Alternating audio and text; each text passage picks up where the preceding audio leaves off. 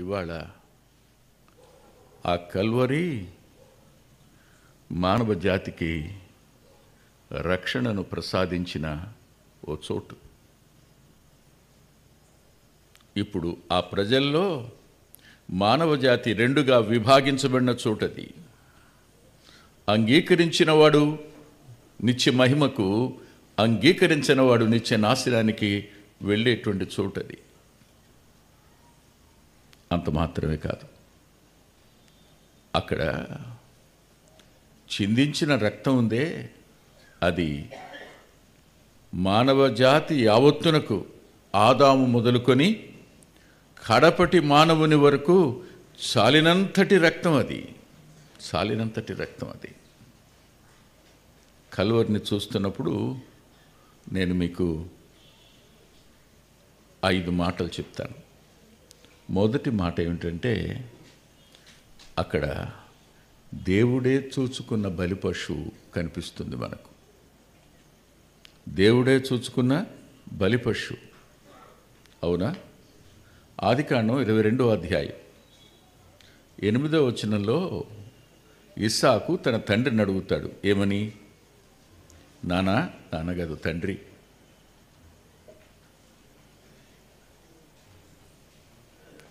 బలిపశువు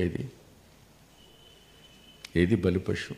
కత్తి ఉంది, నిప్పులున్నాయి, బలిపశువు ఏది?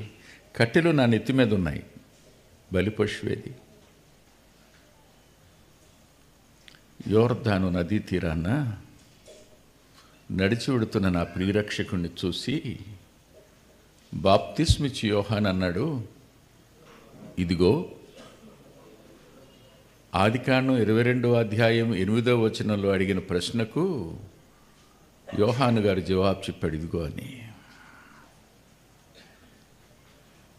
దేవుడే చూచుకున్న బలిపశు.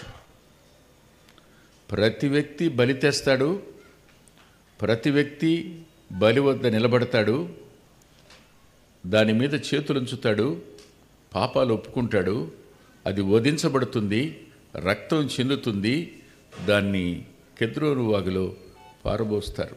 వాస్తవమే, కాదన్నాం. కానీ ఆయన తానే బలిపశువై సదాకాలం నిలిచి ఉండే అద్భుతమైన, చెప్పండి ఏమనాలి, అద్భుతమైన క్షమాపణకు కారణమైన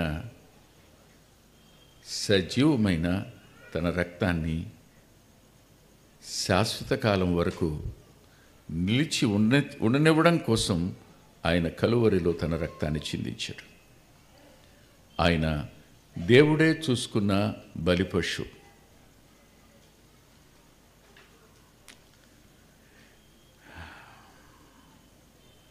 లేఖనం అంటుంది,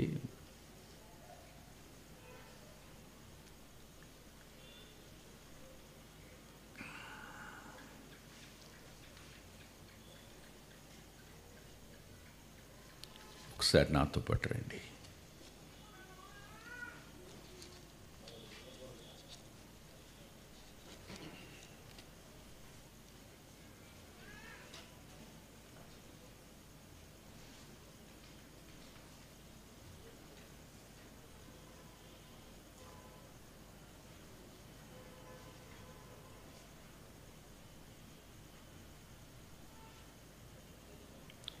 నాలుగు 6 వచనాలు కలిసి ఉంటాయి ఎఫ్సీ పత్రిక 1వ అధ్యాయంలో.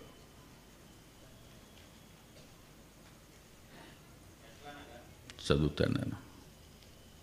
మనము తన ఎదుట పరిశుద్ధులమును నిర్దోషులమునై ఉండవలనని జగత్ పునాది వేయబడక మునిపే ప్రేమతో ఆయన క్రీస్తులో, జగత్తు పునాది వేయబడక మునిపే ఏర్పరచుకున్న బలిపశువు ఆయన.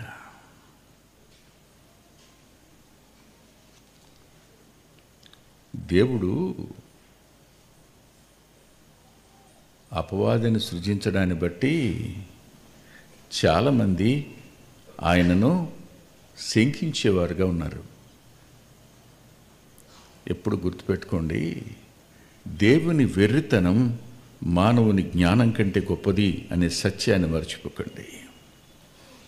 చాలామంది అడుగుతారు, అసలు పుట్టించడం ఎందుకు, ఇంత ఎందుకని.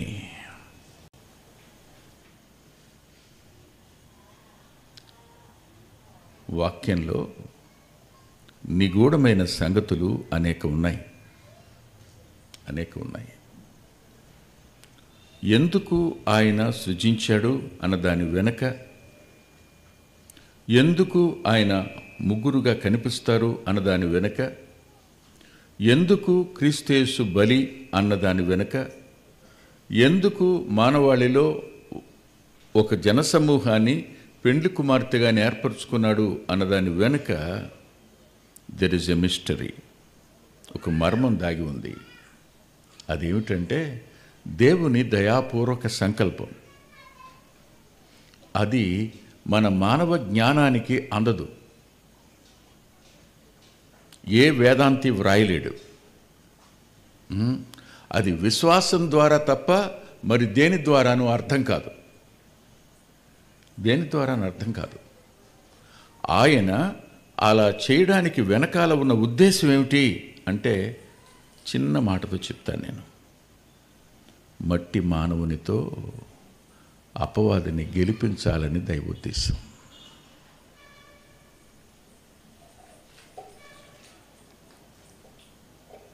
పతనమైన మానవుని దగ్గరికి వచ్చి దేవుడు వెతుకుతూ వచ్చాడు పతనమైన మానవుని వద్దకి. అవిధేయుడయ్యాడని తెలుసుగా, పతనం అయిపోయాడని తెలుసుగా, అయినా వెతుకుతూ వచ్చాడు. వచ్చి యాడమ్ వేర్ ఆర్ యూ అన్నాడు. పతనమైన మానవుణ్ణి వెతుకుతూ వచ్చినవాడు అతని దుస్థితిని చూసి, అతని మీదకి వచ్చిన మరణాన్ని చూసి, అతను పొందబోతున్న నిత్యమైన యాతనను చూసి, అతని ద్వారా జన్మించిన మానవాళి సమస్తం ఆ నాశన కూపానికి వెళ్ళబోతుందన్న సత్యాన్ని చూసినవాడై అన్నాడు, ఆదామా, ఓ మాట చెప్తున్నాను విను. ఈమెకు అపవాదిని అక్కడే ఉన్నాడు. అతనికి నేను వైరం కలుగు చేస్తున్నాను.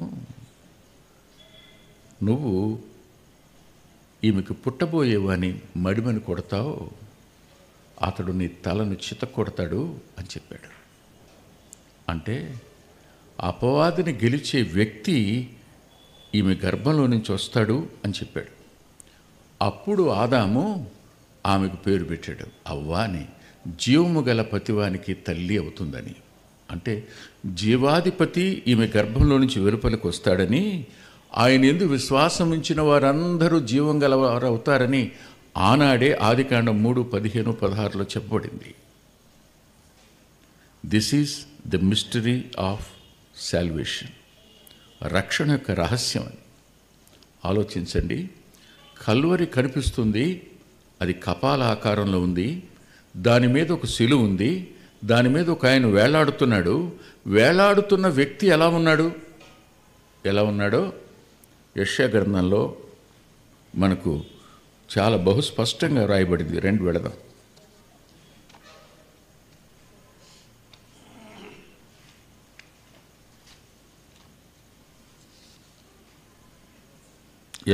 అధ్యాయం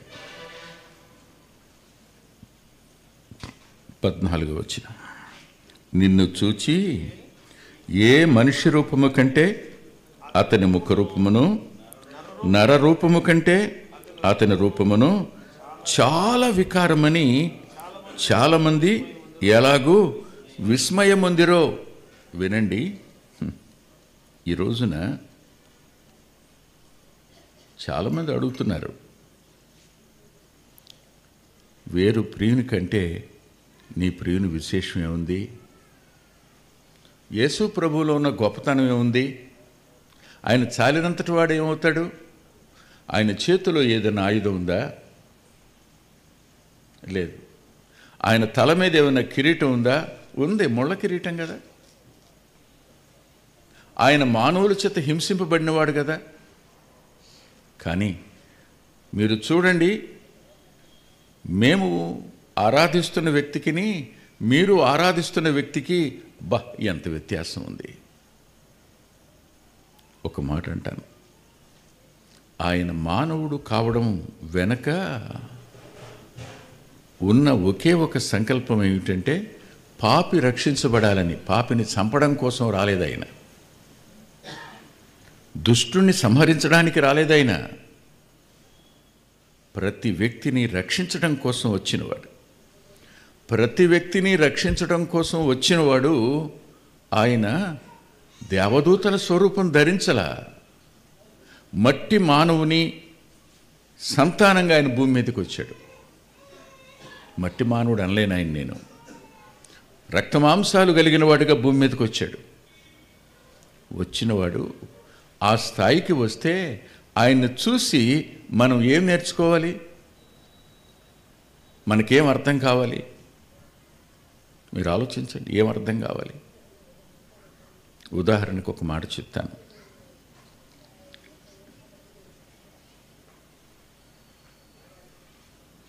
మరియా ఆయన కన్న తరువాత ఎక్కడ పెట్టింది?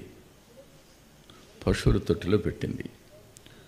ఆమెకి ఆయన గురించి ఏమని చెప్పారు? ఈయన సర్వోన్నతుని, తన చేతులతో సర్వోన్నతుని కుమారుడు అనబడిన వాణ్ణి పశువుల తొట్టిలో పెడుతున్నప్పుడు కన్న తల్లి గుండె ఎలా ఉంటుందో ఊహిస్తారా మీరేమైనా?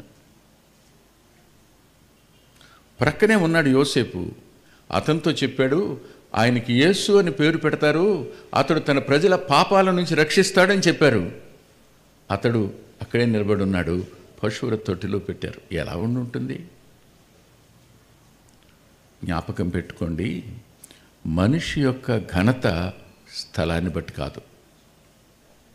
మనిషి యొక్క గొప్పతనం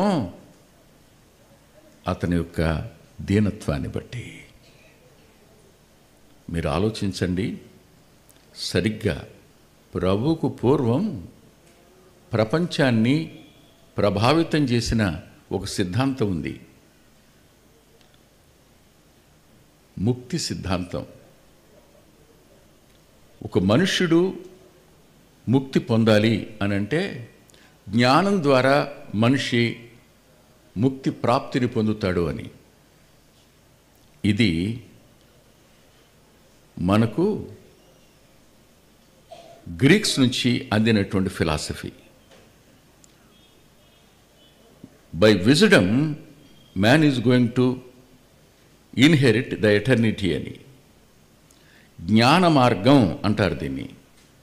జ్ఞాన మార్గం ద్వారా ఒక వ్యక్తి నిత్యత్వానికి వెడతాడు అని. అంటే అర్థం ఏంటి? జ్ఞానం లేనివాడు ఎవడో వెళ్ళడని. అంటే చదువుకున్నవాడు ఎడతాడు, చదువుకున్నవాడు వెళ్ళడు. తెలివితేటలు ఉన్నవాడు వెళతాడు, తెలివితేటలు లేనివాడు వెళ్ళడు అన్నాడు. కానీ ఆయన జన్మించిన చోటు, ఆయన ఉన్న చోటు దగ్గరికి జ్ఞానులు రాగలరు, జ్ఞానం లేనివారు రాగలరు. ఎవరైనా అందరికీ అందుబాటులో ఉన్నవాడు, అందరికీ అందుబాటులో ఉండే వైద్యుడు గొప్పవాడా? చెప్పండి. కొద్ది మందికి మాత్రమే అందుబాటులో ఉన్న వైద్యుడు గొప్పవాడా?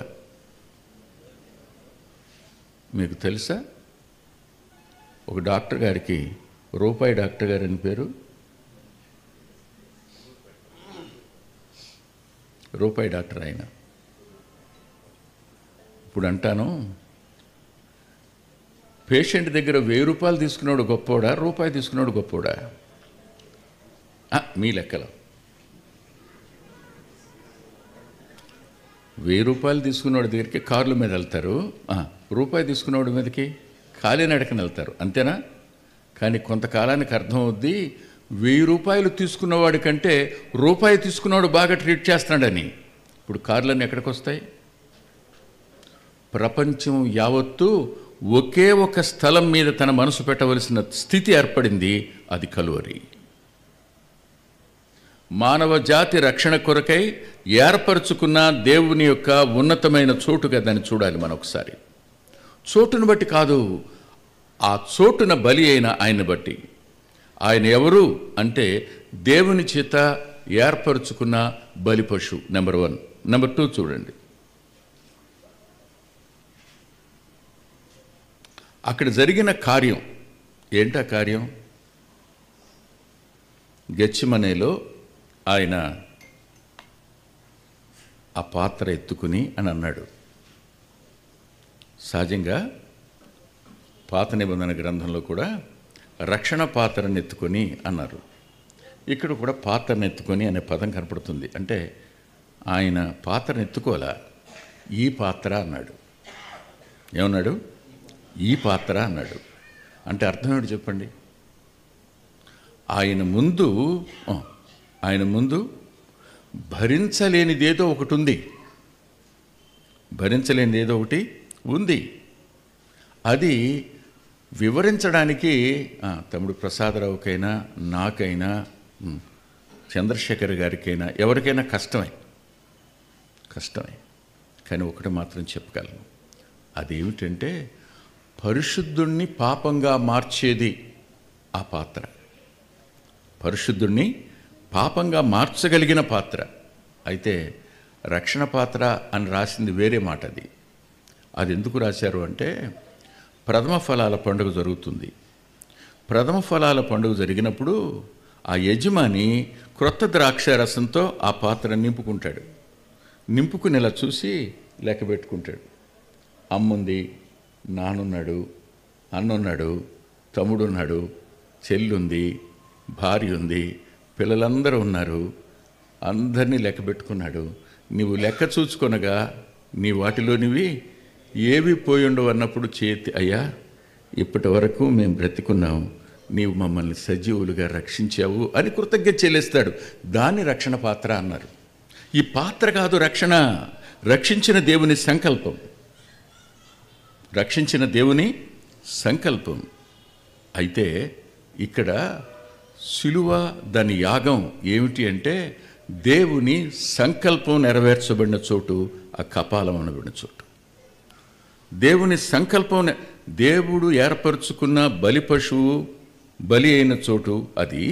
రెండవదిగా దేవుని సంకల్పం నెరవేర్చబడిన చోటు ఆ చోటు. అదే కెద్రోను వాగు గుండా ప్రయాణించిన బలి పశువు ఆ స్థలానికి వెళ్ళాడు ఆయన. చూడండి ఆ మాట. ప్రకటన గ్రంథం 13వ అధ్యాయం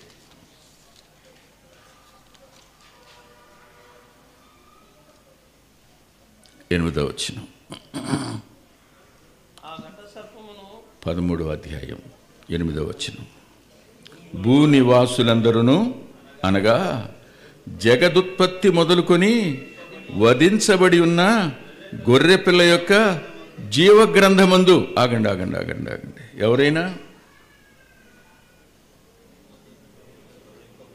జగదుత్పత్తి మొదలుకొని వధింపబడిన, ఎప్పటిది ఇది సంకల్పం? Before the foundation of the creation. దేవుడు అజ్ఞాని కాదు. వాళ్ళు కూర్చుని మాట్లాడుకున్నప్పుడు ఈ మానవులను చేస్తున్నాం, ఆల్రెడీ అపవాది ఉన్నాడు, వాడు ఖచ్చితంగా మనం వీళ్ళతో సహవాసం చేస్తే వీళ్ళని పతనం చేస్తాడు, అప్పుడు ఏం చేద్దాం అంటే, కుమారుడు అన్నాడట, నేనున్నాను కదా, నన్ను పంపండి, నేను పెడతాను. మానవ జాతి యావత్తు కోసం ఆ మరణాన్ని నేను పొందుతాను. మానవుణ్ణి అవిధేయుణ్ణి చేసి, మీ మాట వినకుండా చేసి, పాపిగా మార్చి మరణ బలం కలవాడు కదా వాడు, దాన్ని నేను భరిస్తాను అని అప్పుడే ఆదామును చేయడానికి మునుపే వాళ్ళు సమాలోచన చేసి దే టుక్ ఎ డెసిషన్. అందుకే అంటాడు దేవుడు ఎప్పుడు పాస్ట్ టెన్స్లో మాట్లాడుతుంటాడు, పాస్ట్ జరిగిపోయిన కాలం గురించి మాట్లాడుతుంటాడు.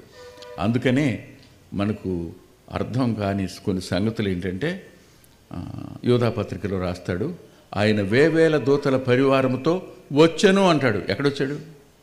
రావాలి. Divine language is always in past tense. దైవికమైన భాష ఎప్పుడూ ఎక్కడుంటుంది?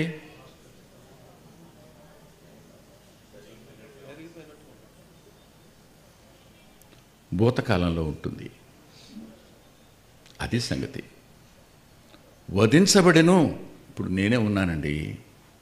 నేను ఈ రోజున తమ్ముడు అశోక్కి నా పెన్ ఇచ్చేయాలి తెలుసుకున్నాను అనుకోనండి. గుడివాళ్ళు బయలుదేరినప్పుడు అనుకున్న ఈ పెన్ ఇచ్చేస్తానని. ఈ పెన్ నా దగ్గరే ఉంది, కానీ ఎవరిది ఇది? అశోక్దేనా? ఎక్కడుంది? ఇంకా ఇవ్వలా. మానవాళికి రక్షణ ఇవ్వాలి అనే సంకల్పం ఆయనకుంది. అందుకు ఈ మాట ముందు చెప్పాడు. ఎప్పుడు డివైన్ లాంగ్వేజ్, దైవికమైన భాష ఎప్పుడు గతానికి చెందిందిగా కనపడుతుంది. అందుకని వధింపబడిన అనే పదం అంటే ఆ కల్వరిలో నెరవేర్చబడింది ఏమిటి అంటే దేవుని యొక్క సంకల్పం. దేవుని సంకల్పం. ఏమండి,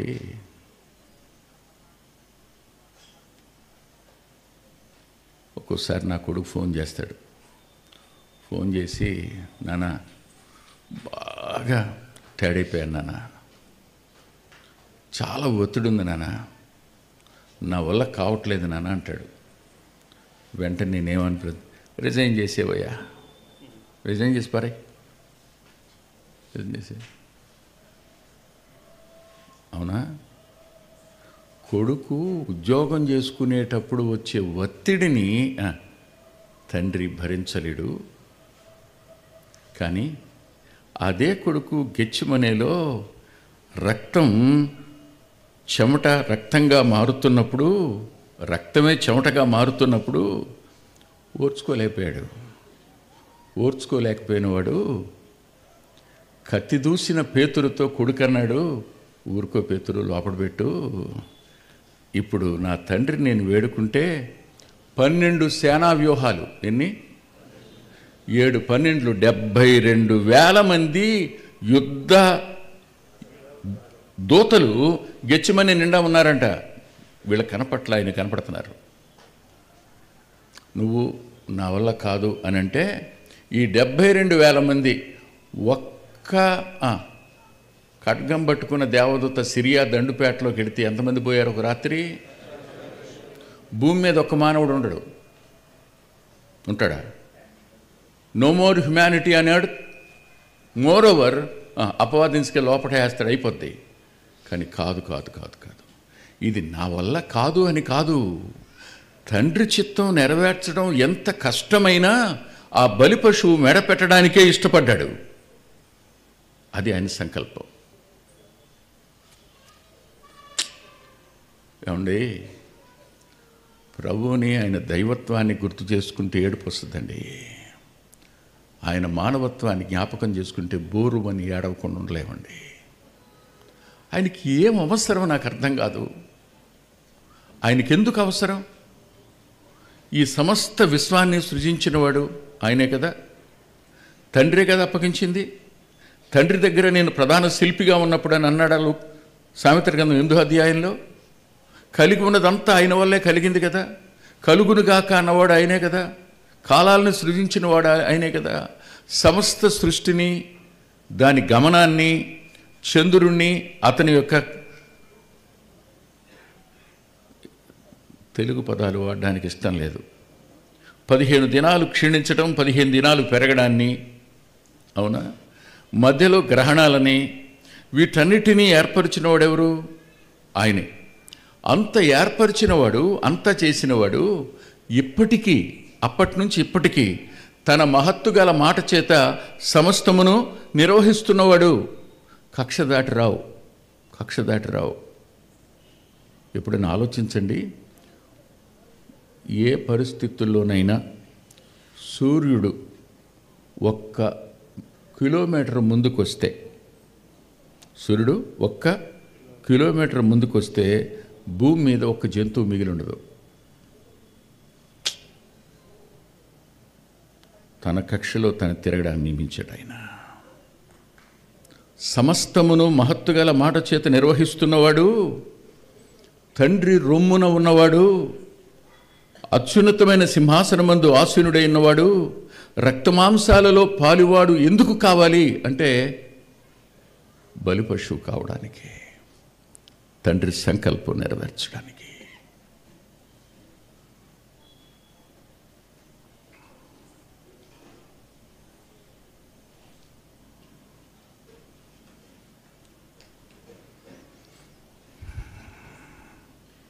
ఏదో చెప్పాలనుకున్నాను కానీ టైం అయిపోద్ది, ముందుకు వెళ్ళిపోతున్నాను, ఏమనుకోకండి. మీరే ఆలోచించండి. ఒకానొక రోజు చెప్తానైనా, ఒకానొక రోజు Chandrashekar he wants to come out from SALC నుంచి బయటికి రావాలని నిర్ణయం తీసుకున్నాడు. వాస్తవానికి తనే గనక బయటికి వచ్చి ఉంటే పరిస్థితి వేరుగా ఉండేది. డినామినేషనల్ చర్చెస్లో అన్ని చోట్ల సువార్త ప్రకటించడానికి మాసిలామణి గారి కంటే మంచి పేరు వచ్చేది తమ్ముడికి. నాకు తెలుసా సంగతి. కానీ కొడుకు ఇందులో నుంచి బయటికి వెళ్ళిపోతే ఏమైపోతాడో అనే భయం వాళ్ళ నాన్నగారికి. అందుకని ఆయన ఎంత బతిమాలాడో అంటే, అరే నాన్న నేను బతికుండగా వెళ్ళొద్దురా. తండ్రి మాట కాదనలేనివాడు గనుక అలా నిలిచి ఉన్నాడు. ఆలోచించండి, ఈ తండ్రి మాటే ఈ కొడుకు శిరసావహిస్తే ఆ తండ్రి మాట ప్రాణం పెట్టడానికి ఆ కొడుకు శిరసావహించాడు. మీకెవరికి తెలియని సంగతి ఈరోజు నేను చెప్పాను. ఆలోచించండి ఒకసారి. సంకల్పం నెరవేర్చడం అంటే చిన్న సంగతి కాదు. ఆఖరి రక్తబొట్టు వరకు దారిపోయడం. సంకల్పం నెరవేర్చడం అంటే ఆయన గుండెకు తూట్లు పడడం, ఒక్క బొట్టు రక్తం కూడా మిగలకుండా రక్తము నీళ్లు బయటికి రావడం. సంకల్పం నెరవేర్చడం అంటే కొరడాల చేత వీపంతా చాళ్ళుగా దున్నబడడం. సంకల్పం నెరవేర్చడం అంటే మానవులు అందించిన చేదు దాన్ని పుచ్చుకోవడం. మానవుల నుండి నీవు మానవుడిగా జన్మిస్తే నీకు అందేది ఏమిటంటే only bitter taste that was return in the past. గతంలోనే రాసింది 22వ కీర్తనలోని. అయినా దానిని పుచ్చుకోవడానికి భూమి మీదకి వచ్చాడు ఆయన. మామూలుగా ఏం కాదు. ఆయన సంకల్పాన్ని నెరవేర్చడం అనేది. అందుకనే అసలు భూమి మీదకి జన్మిస్తూ భూమి మీదకి మానవుడిగా అడుగు పెట్టే ముందు ఓ మాట చెప్పాడట పరలోకంతో ఆయన. ఆ మాటలు మనకి వినపడలా, మరీకి వినపడలా, యోసేపుకి వినపడలా, కానీ పరలోకానికి వినపడ్డాయి. ఏమని పలికాడో హెబ్రీ పత్రిక 10వ అధ్యాయంలో రాస్తాడు. రండి, హెబ్రీ పత్రిక 10వ అధ్యాయం 5వ వచనం. కాబట్టి ఆయన ఈ లోకమందు ప్రవేశించినప్పుడు ఎలాగూ చెప్పుచున్నాడు. ఎప్పుడు లోకమందు ప్రవేశించడం అంటే అమ్మకడుపులోంచి బయటకు వచ్చేటప్పుడా ఏమో తెలియదు నాకు. I don't know. రెండూ అయి ఉండొచ్చు. ఆయన లోకంలోనికి మానవుడిగా అమ్మ కడుపులోనికి వస్తున్నప్పుడో అమ్మ కడుపులోంచి బయటకు వస్తున్నప్పుడో నాకు తెలియదు. అప్పుడు ఏమన్నాడట, బలియు అర్పణయు కెద్రోన్లో పారబోసే రక్తాన్ని నువ్వు కోరలేదయ్యా. నువ్వు కోరింది ఆ రక్తం కాదు. నాకు ఒక శరీరాన్ని అమర్చ, ఈ శరీరం నుంచి కారే రక్తాన్ని నువ్వు కోరుకున్నావు.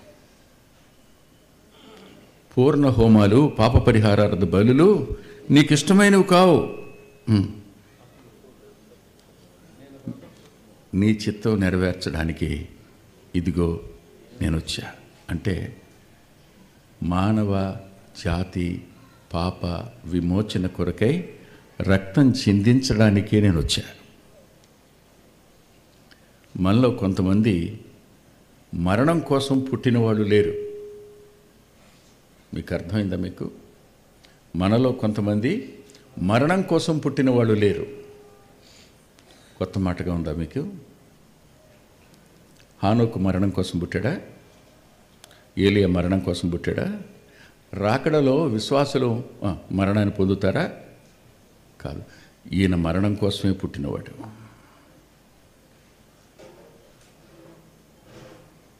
అంటే మానవ జాతికి పునరుద్ధానం అనే అద్భుతమైన ఈవునివ్వడానికి తాను మరణించడానికి ఇష్టపడిన దేవుని సంకల్పం. అందుకు నెరవేర్చడానికి వచ్చాడు. రెండవ మాట 3 దగ్గరికి వెళదాం.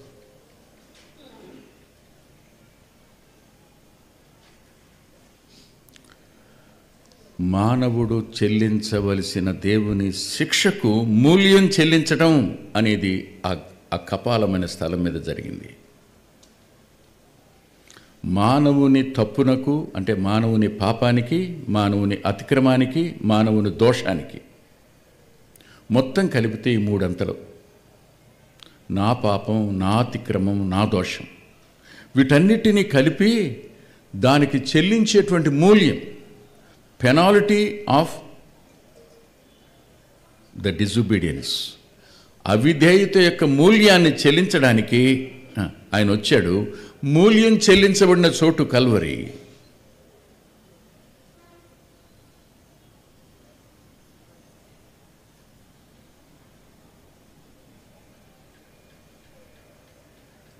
నేను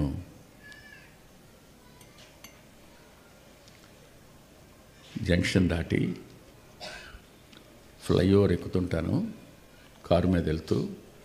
ఇదివరకు రైళ్ళు గేటు దాటి వెళ్ళాల్సి వచ్చేది నూజివీడికి. ఇప్పుడు ఫ్లైఓవర్ వేశారు. ఆ క్రింద నుంచి పట్టాలు వెళ్తుంటే కరెక్ట్గా పట్టాల మీదకి రాగానే ఇటు లెఫ్ట్ హ్యాండ్ సైడ్కి తిరుగుతాను. లెఫ్ట్ హ్యాండ్ సైడ్న నూజివీడు రైల్వే స్టేషన్ ఉంటుంది. ఆ స్టేషన్ దగ్గర క్వార్టర్స్ ఉంది. అక్కడ నేను పుట్టాను. నన్ను కనడానికి నా తల్లి 3 రోజులు నొప్పులు పడింది. 3 రోజులు. మా మేనమామ 3 రోజుల్లో వాళ్ళ అక్క చచ్చిపోద్దని ఏడుస్తా కూర్చున్నాడు బయట. చచ్చిపోద్ది, ఎవరున్నారు? మంత్రసాని తప్ప ఎవరు లేరు. 3 రోజులు నొప్పులు పడిన తర్వాత చిన్న తలకాయ, ఈ తలకాయ అంటే బుర్ర పెద్దదని కాదు, దీని వైశాల్యం పెద్దదని. మీ తలకాయలకి నా తలకాయలకి తేడా ఉంది. నా తలకాయ 3 ఇత్తనాలు తాటికాయ.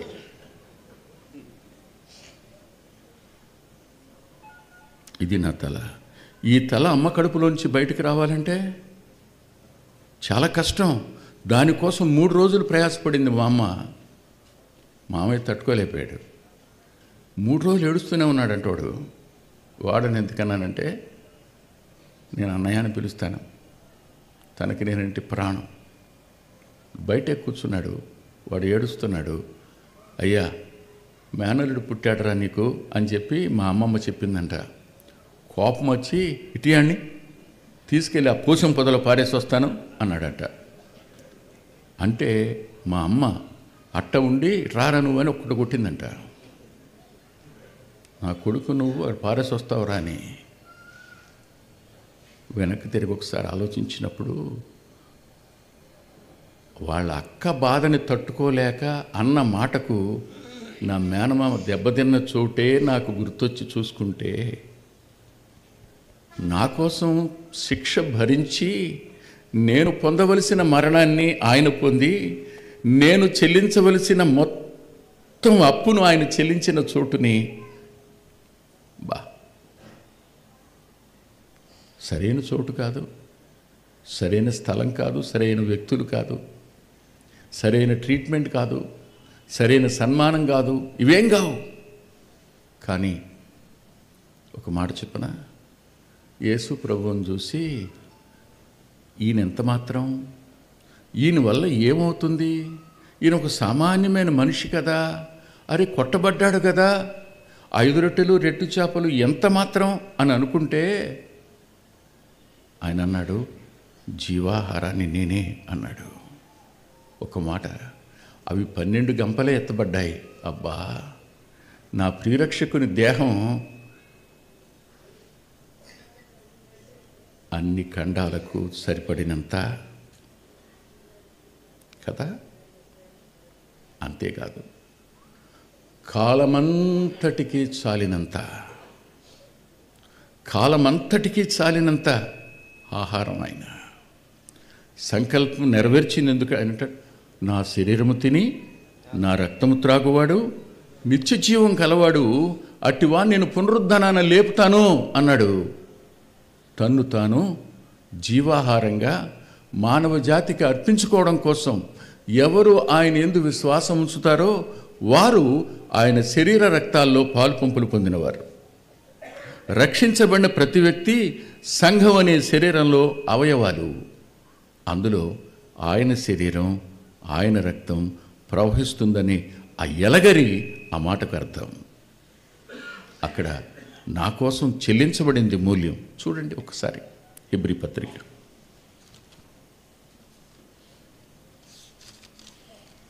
10వ అధ్యాయం.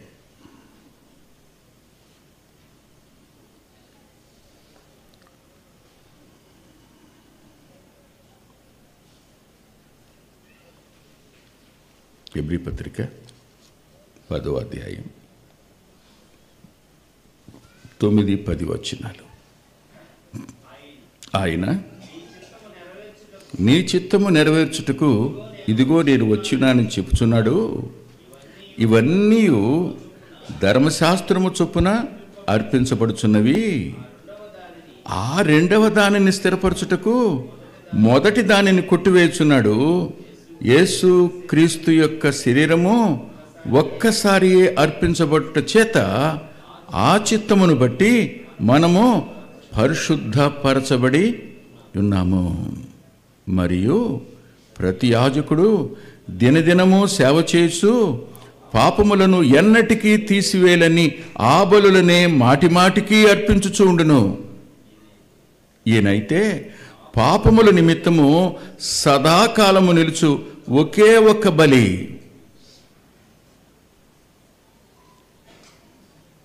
దీన్నే అద్భుతంగా పేతురు గారు, నిన్న కూడా చూసాం మనం ఆ మాట.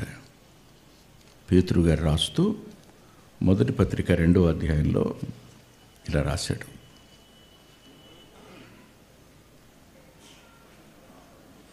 21వ వచనం నుండి, క్రీస్తు కూడా మీ కొరకు బాధపడి మీరు తన అడుగుజాడలందు నడుచుకున్నట్లు మీకు మాదిరి ఉంచిపోయిను. ఆయన పాపము చేయలేదు, ఆయన నోటను ఏ కపటము కనపడలేదు, ఆయన దూషింపబడి బదులు దూషింపలేదు, ఆయన శ్రమ పట్టబడి బెదిరింపగా న్యాయముగా తీర్పు తీర్చు దేవునికి తను తాను అప్పగించుకొనెను. మనము పాపముల విషయమై చనిపోయి నీతి విషయమై జీవించినట్లు ఆయన తానే తన శరీరమందు మన పాపములను మాను మీద మోసుకొనెను.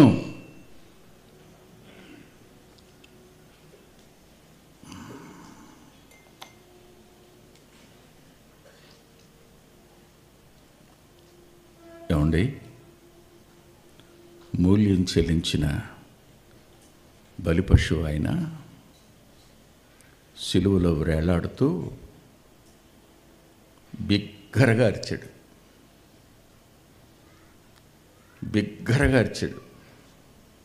ఏమని?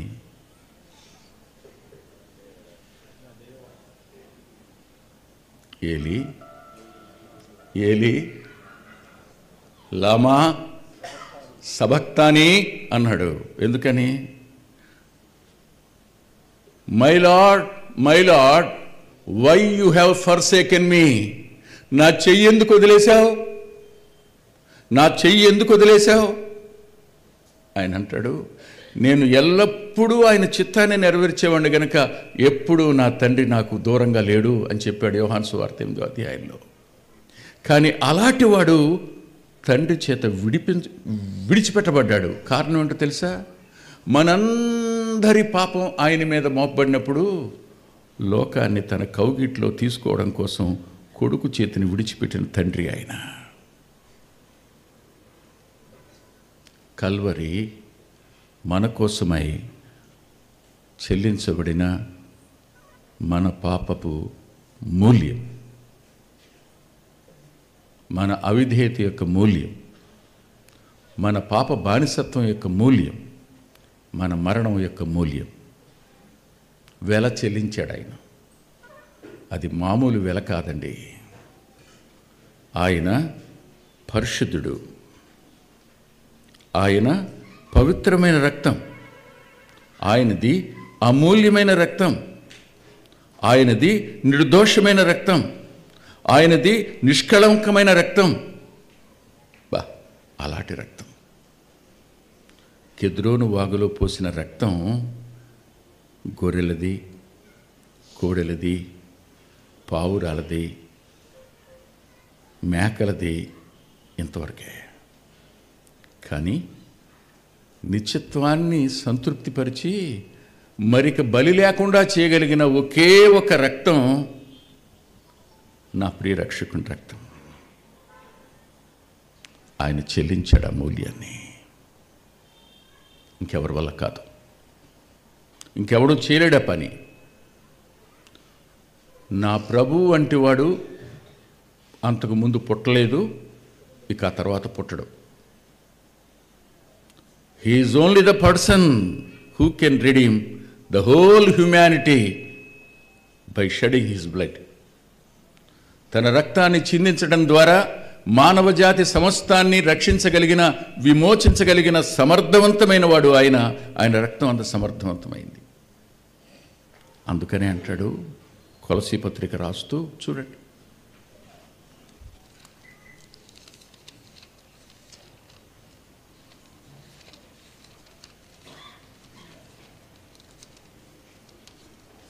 మొదటి అధ్యాయంలో 19-20 వచనాలు. ఆయన యందు సర్వ సంపూర్ణత నివసింపవలనియు ఆయన శిలువ రక్తము చేత సంధి చేసి ఆయన ద్వారా సమస్తమును, అవి భూలోకమందున్నవైనను పరలోకమందున్నవైనను, వాటన్నింటినీ ఆయన ద్వారా తనదో సమాధానపరుచుకొనవలనియు తండ్రి అభీష్టమాయను అంటూ మనల గురించి రాశాడు ఈ మాట. యూదుల గురించి కాదు, యూదేతరులమైన అన్యులమైన మన గురించి రాస్తూ 21లో, మరియు గత కాలమందు దేవునికి దూరస్తులను మీ దుష్క్రియలో ఉన్న మీ మనసులో విరోధ భావము కలవారున ఉండిన మిమ్మును కూడా తన సన్నిధిని పరిశుద్ధులుగాను నిర్దోషులుగాను నిరపరాధులుగాను నిలవబెట్టుటకు ఆయన తన మాంసయుక్తమైన దేహమందు మరణము వలన ఇప్పుడు మిమ్మల్ని సమాధానపరిచిన. కెద్రోను వాగులో పోయబడిన రక్తం యూదుల కొరకే, కానీ కల్వరిలో చిందించబడిన రక్తం మానవ జాతి యావత్తు కొరకు. 4,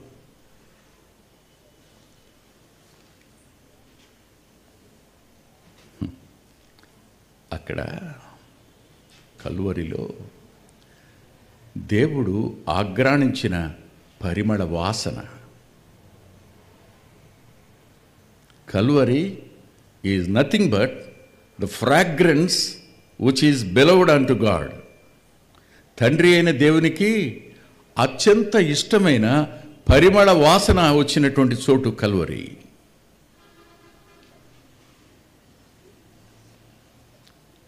ఇలా అంటాను,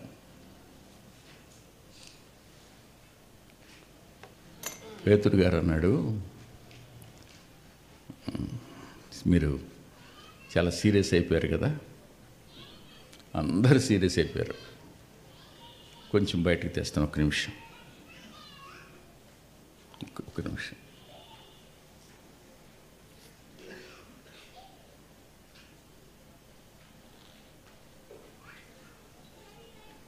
రోజు ఆ రోజుల్లో సైకిల్ దొక్కితే ఒక్కడే దొక్కాలి, ఇద్దరు దొక్కితే పోలీసులు పట్టినవాళ్ళు. మీకు గుర్తుందా? నాకు, జాన్ శామ్యుల్కి, బర్నబా ప్రసాద్ గారికి, భీమవరం ప్రసాద్ గారికి, మన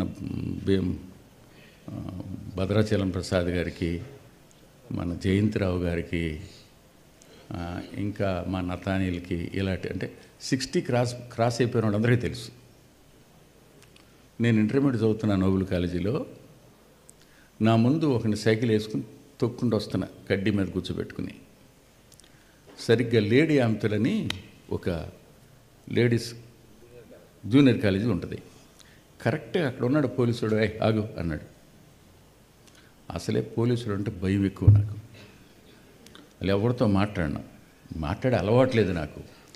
కానీ భయపడినట్టు కనపడినా. ఎప్పుడంటే అప్పుడు లావుగా ఎత్తుగానే ఉండేవాడిని, అవునా? ముఖం అంతా సీరియస్గా ఉండేది. అన్నా సైకిల్ పక్కన పెట్టి అన్నాడు. పక్కన పెట్టి తీసుకో తాళం అన్నా. అన్నాడు, నువ్వే తెచ్చిస్తావులే నా సైకిల్, నాకు తీసుకో అన్నా. అన్నాడు, ఇప్పుడు నేను మా మామయ్య దగ్గరికి వెళ్ళి వస్తున్నాను అన్నా. ఎవరు మీ మామయ్య అన్నాడు. ఈ ఊరు తహసీల్దార్ అన్నా. బాబు తాళం తీసుకుని దండం పెడతాను ఇక.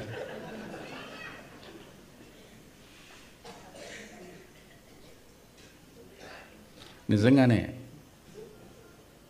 అప్పట్లో మచిలీపట్నంలో నాగభూషణం గారని నాన్న తరపు, ఆ నాన్నకి బావుగారు ఒక ఆయన తహసీల్దార్గా ఉన్నాడు. మేనమామయ్య మరి, అవునా?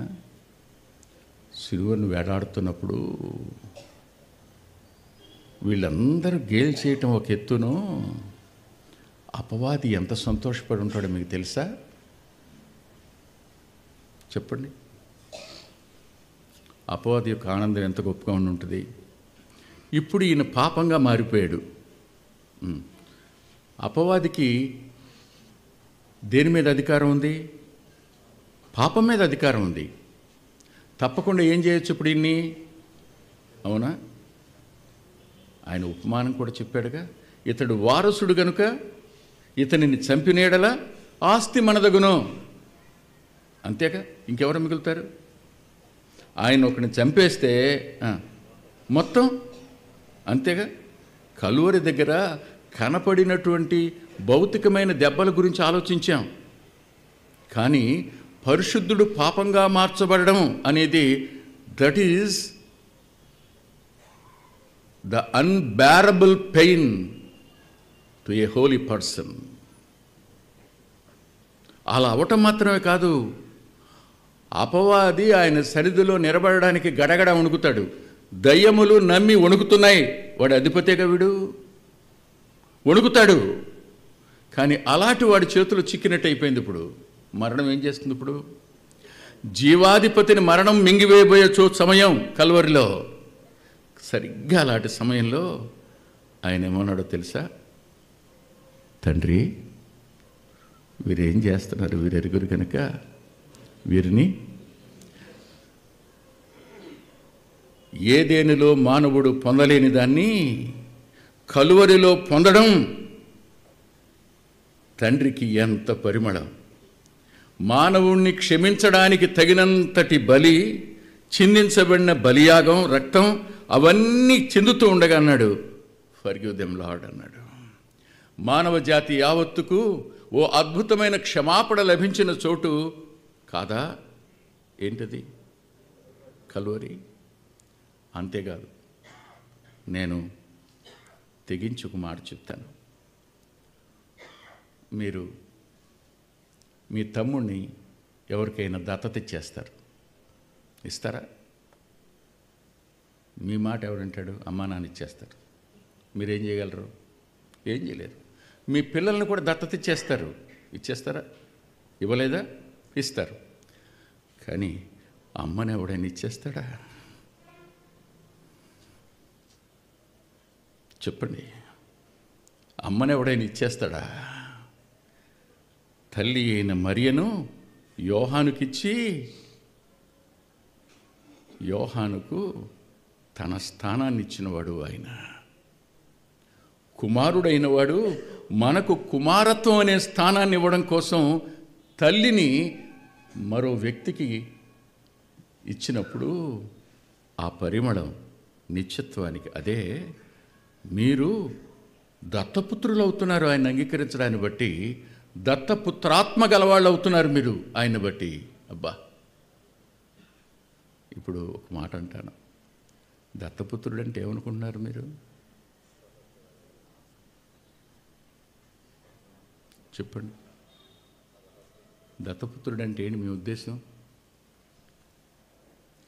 ఒక్కసారి బర్నబా ప్రసాద్ గనక ఒక పిల్లాడిని దత్తత తీసుకున్నాను అని రాస్తే ఇంకా ఆయన కొడుక్కి సెంటు భూమి కూడా ఉండదు. పూర్తి హక్కులు ఎవరికి వెళ్తాయి? మళ్ళీ మార్చడానికి కూడా వీలుండదు సార్. మీకు కూడా ఆ ఇంటి మీద కానీ నీకు సంపాదించిన ఆస్తి మీద అధికారం ఉండదు. మనకేమిచ్చాడు? జీవం మీద, నిత్యత్వం మీద, పరలోక పట్టణం మీద సంపూర్ణమైన హక్కులు ఇచ్చాడు. దాన్ని బట్టి ఆయన ఆ పరిమళం కలువరిలో తండ్రి ఆగ్రాణించిన పరిమళం అది. అంతేనా? పాపతో అన్నాడు, నేడు నీవు నాతో కూడా పరదేశంలో ఉంటావురా, లెట్స్ కమ్ విత్ మీ. పరదేశంలోనికి ప్రభుతో పాటు అడుగుపెట్టిన వ్యక్తి ఎవరు? అబ్బా, ఎంత అద్భుతం! ఆయన ఏదేనుకే అగ్నిజ్వాలలు అడ్డం పెట్టి రావడానికి వీల్లేదని పెట్టినవాడు తన కొడుకు చేయి పట్టుకుని దొంగని తీసుకుని వస్తున్నప్పుడు హీ యాక్సెప్టెడ్. పరిమళం కాదా? అందుకే పౌలు గారు అంటాడు, ఆయన్ని హింసించిన నేను, ఆయన బాధ పెట్టిన నేను, ఆయన చూడండి,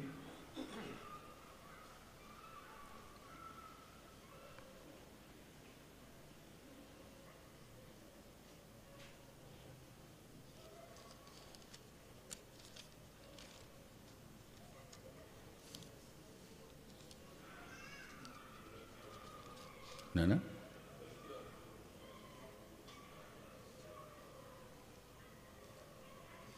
క్రీస్తు మన నిమిత్తము, ఎఫ్సి పత్రిక 5వ అధ్యాయం 1వ వచనమా 2వ వచనం. క్రీస్తు మిమ్మును ప్రేమించి పరిమళ వాసనగా ఉండుటకు మన కొరకు తను తాను దేవునికి అర్పణగాను బలిగాను అప్పగించుకొనెను.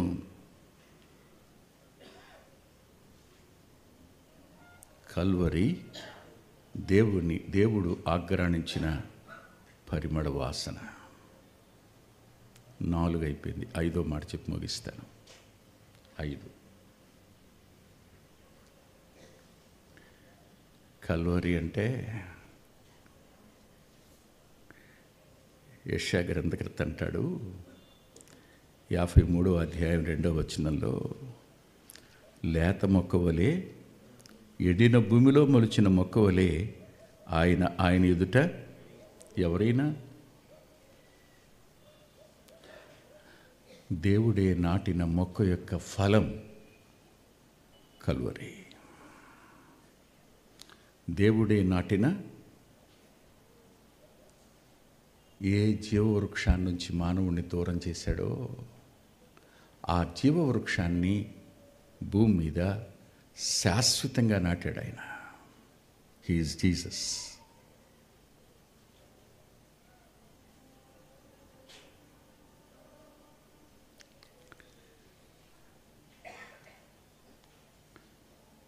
అందుకే ఆయన అన్నాడు,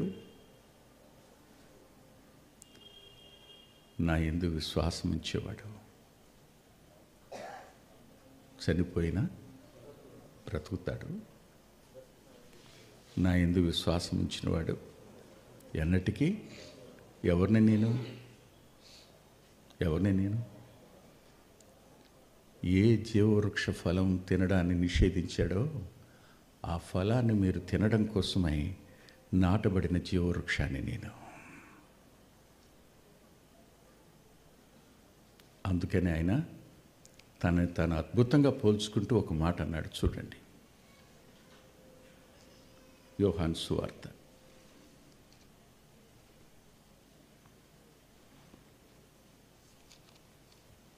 12వ అధ్యాయం.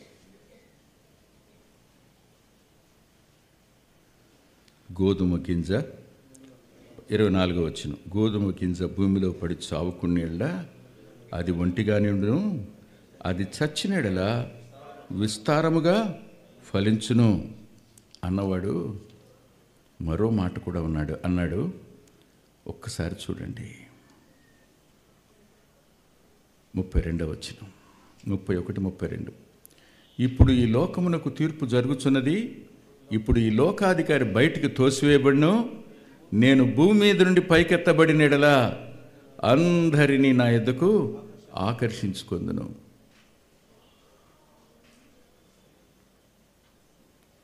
భూమి మీద నుంచి పైకెత్తబడినప్పుడు అంటే ఎప్పుడు?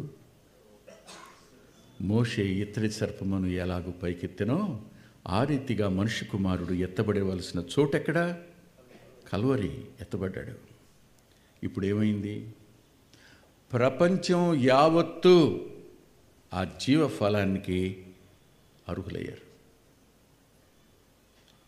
కాదా?